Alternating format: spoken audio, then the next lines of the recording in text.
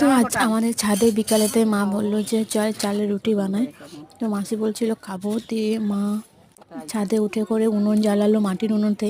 চালের রুটি কিন্তু খুব সুন্দর হয়, যেটা আমাদের গ্রাম অঞ্চলে সবাই করে থাকে।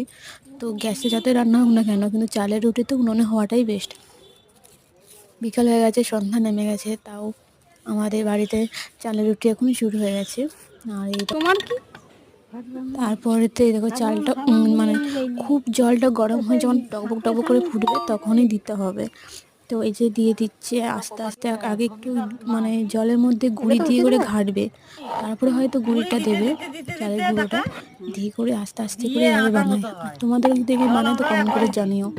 খেতে কিন্তু সত্যি খুব সুন্দর লাগে, বিশেষ করে যে যেমন খায় হাঁসের মাংস, এমনি মাংস আমাদেরও পছন্দ, খেজুর গুড় দুধ, হাঁসের মাংস খুব পছন্দ। তো আমার মা ছোটোবেলা থেকে দেখে এসেছিলাম যে মা এরকম করে রুটি বানিয়ে দিত সকালে, বিশেষ করে বাসিটা খেতাম চা দিয়ে, ওটাইতে খুব সুন্দর লাগতো। তো তোমাদের কেমন লাগে তো জানিও, আমি তো সব আড্ডা দিচ্ছি।